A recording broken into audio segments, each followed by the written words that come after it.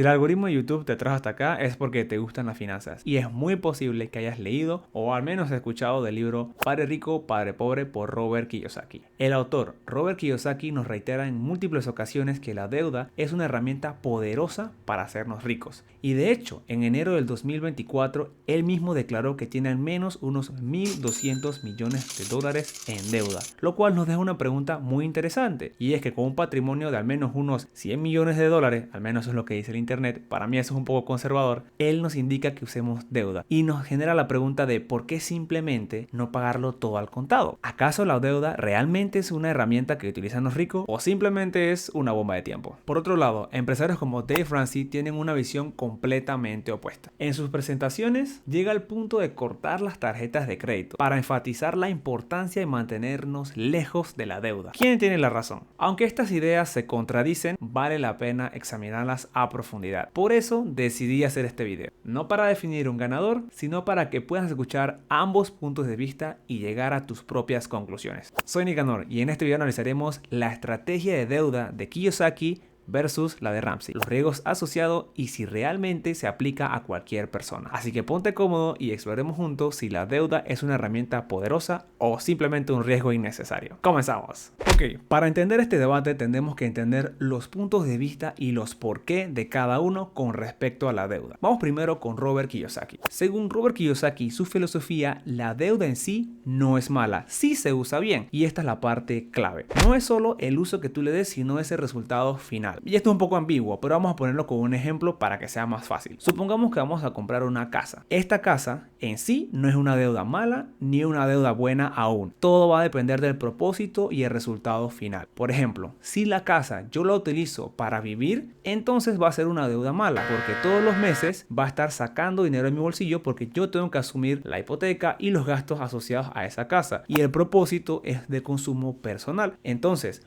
para que la casa se convierta en una deuda buena, tendría que cambiarle tanto el propósito como el resultado final. Por ejemplo, si la pongo a alquilar y una vez que esa casa se alquile, todos los gastos sean cubiertos y hay un excedente de dinero, eso queda como un ingreso adicional. En ese caso se convierte en una deuda buena. El propósito sería alquilarla y el resultado final sería un ingreso adicional. Entonces básicamente la deuda buena pone dinero en tu bolsillo y la deuda mala quita dinero de tu bolsillo. Esa básicamente es la opinión de Kiyosaki con respecto a la deuda. Para los que no conozcan mucho a Dave Ramsey, él al igual que Kiyosaki es un empresario que se dedica a la educación financiera en Estados Unidos. El enfoque de él es un poquito distinto, en el sentido de que realmente se enfoca en las personas que están totalmente endeudados y en situaciones económicas bien difíciles, que básicamente es por sobreendeudarse. Entonces el enfoque de Ramsey se enfoca más en la deuda cero, es decir, no contar con la ayuda de ningún banco para hacer nada y pagar todo al contado. Según él, cualquier tipo de endeudamiento es un riesgo totalmente innecesario y las recomendaciones que él te hace es ahorrar, invertir y mantenerte lejos de la deuda. Son dos puntos de vista completamente opuestos, pero vamos a ver cuál te conviene a ti. Vamos a verlo primero con un ejemplo de inversión. Mantengamos el mismo ejemplo que di antes, la casa. Supongamos que te vas a comprar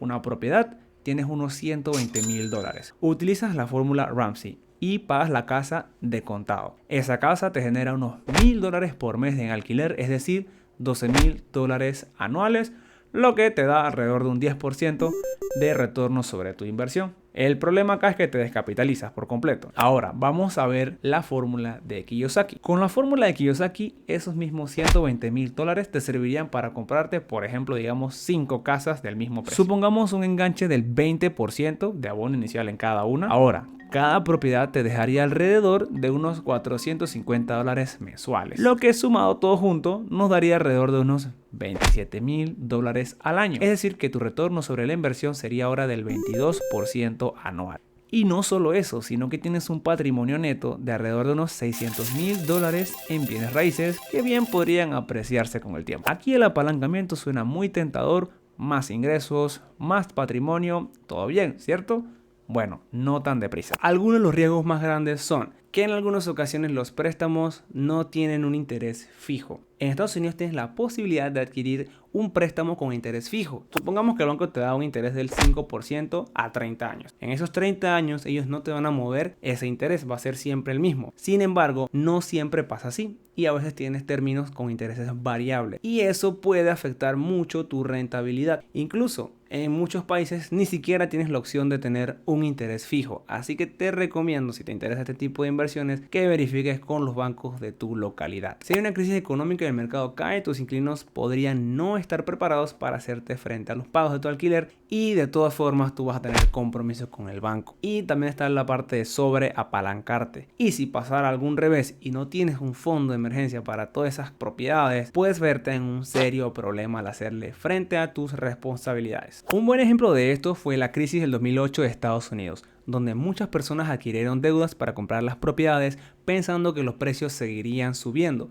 Sin embargo, esto no fue así, la casa de naipes cayó y quedaron con deudas que no podían pagar y sin ingresos. Aquí es donde la estrategia de Ramsey cobra todo el sentido del mundo, y para ser francos, sí, es más conservadora, pero también puede hacerte rico y además no tienes las presiones de las deudas. Para tener más contexto, vamos a aplicar la regla de Ramsey. Todo vamos a ponerlo, por ejemplo, en el S&P 500 de la bolsa de valores. Si desde los 25 años hasta los 50 años inviertes alrededor de $9,000 anuales, gracias a la magia del interés compuesto, terminarías retirándote con una cantidad cercana al $1.000.000. Esto no requiere endeudamiento, simplemente es una estrategia de ahorrar e invertir periódicamente. La estrategia de Ramsey es ideal para un inversionista con un perfil de riesgo bajo, que simplemente busca lo que se llama paz financiera. En lo personal pienso que este enfoque funciona muy bien, ya que se puede aplicar a cualquier persona y que simplemente se necesita algo de paciencia, disciplina y esfuerzo. La diferencia clave entre ambas estrategias es que la de Ramsey toma más tiempo, pero es más segura, mientras que la de Robert usa el apalancamiento, por ende va a ser más rápido. Sin embargo, conlleva otros riesgos asociados. Un detalle importante es que si bien la estrategia de Ramsey es sólida, también hay que considerar la inflación. Si el costo de vida aumenta dramáticamente en el futuro, el dinero acumulado podría no rendir tanto como en el presente. Al final del día no importa mucho cuál de las dos estrategias elijas, pero la educación financiera es la única constante de estas dos ecuaciones. Si bien es cierto que existen crisis financieras y momentos de volatilidad, la historia nos ha demostrado que en estos puntos es donde la gente suele hacerse aún más rica. Eso incluso lo pudimos ver en pandemia. A pesar de la recesión global, el número de millonarios aumentó de manera significativa. Esto deja claro que no solo se trata de cómo se está comportando el mercado, sino cómo manejas tú las crisis, las oportunidades y tu educación financiera. Adicional, no quisiera terminar este video sin antes recomendarte uno de los libros de Dave, que se llama La transformación total de su dinero. Está en Spotify, en el audiolibro, y también lo puedes adquirir pues en cualquier tienda de Amazon y demás. Está en español, está en inglés también. Es un libro que es muy práctico, muy sencillo y te da una guía paso a paso. Te invito a que lo puedas leer independientemente de si piensas que la estrategia de Robert es mejor. Pienso que quizás puedas analizar ambas y sacar lo mejor de ambos mundos. Ahora que tienes ambas estrategias, me gustaría que dejaras en los comentarios cuál es tu opinión personal de todo esto. No olvides de darle like, suscribirte y activar la campanita. Gracias por quedarte hasta el final del video. Nos vemos en el próximo. Hasta la próxima.